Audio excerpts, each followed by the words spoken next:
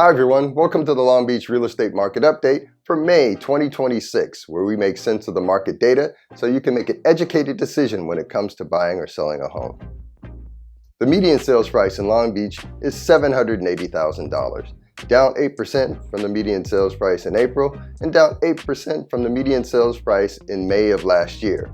In the past 30-day period, 44% of the homes sold below their listing price and 43% sold above.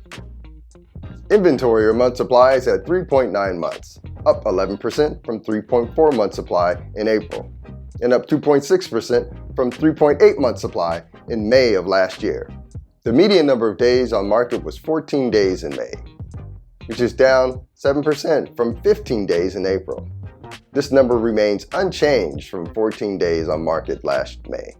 New listings are down 1% to 198, and active listings are up 2% to 698. Versus last year, both new and active listings are down 5% and 2% respectively. Closed sales took a 4% step down to 175 in May. This is about 3% down versus last May's 181. Interest rates continue to hover between 6.11 and 6.68%, depending on your personal financial profile and the particular loan product you choose. If the housing market is feeling confusing to you right now, you're not alone. Mortgage rates have risen. Home sales haven't picked up like we expected. And many buyers and sellers are beginning to wonder when things are going to feel easier or more affordable. The truth is, a lot has changed over the first part of the year.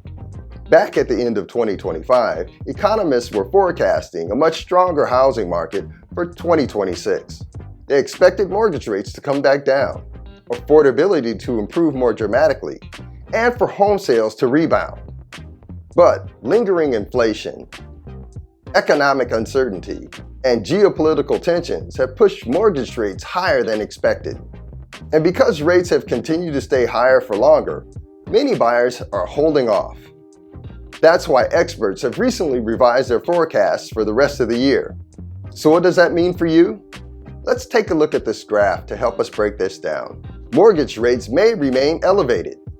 While just about everyone wants mortgage rates to go back to the upper fives or low sixes we saw at the start of the year, as of right now, the experts don't think that's likely to happen.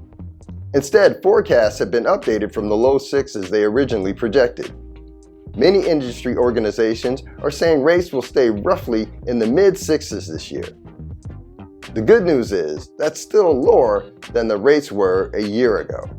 Of course, this is based on what we know today. If the conflict overseas ends and inflation drops, this could change. But if you're waiting for lower interest rates, it might not pay off in the way you expect. Existing home sales have been revised lower. Back in late 2025, experts expected we'd sell about 4.5 million homes this year. Now, that's dropped down a bit to about 4.2 million. That tells us something important. Buyers are still hesitant because of affordability challenges. Higher mortgage rates have made monthly payments harder to manage, especially for first-time home buyers. And that's slowed the pace of the market compared to what was expected. But even though the forecast has been revised down, we still expect to sell more homes than we did last year. If rates settle down, many experts believe home buyers are ready to jump back in. And there's been a little bit of renewed hope lately. In recent months, pending home sales have begun to increase month over month despite the higher interest rates. So if you're still able to afford to buy a home at today's rates, it may make sense to buy now. Because otherwise, if you wait, you'll have more competition and potentially fewer homes to choose from when those other buyers jump back in the market. New home sales have also slowed. Builders also expected to have a stronger year. Earlier forecasts projected new home sales would top out around 700K in 2026. Now economists expect that we'll be shy of that number. Again, mortgage rates are a major reason why. But the upside for buyers is builders may be even more motivated to sell. That means more builder incentives, negotiation opportunities, and pricing flexibility may continue in many markets. So if you live somewhere where there may be more new construction, this could be a bright spot for you.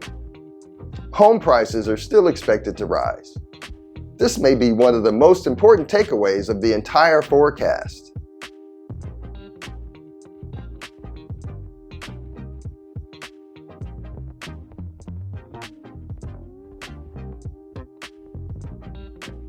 Even though sales activity is slower, on average, experts did not revise their home sales down. Experts did not revise their home price forecast downward. Home prices are still expected to rise. This may be one of the most important takeaways of the entire forecast. Even though home sales activity is slower on average, experts did not revise their home pricing forecast downward.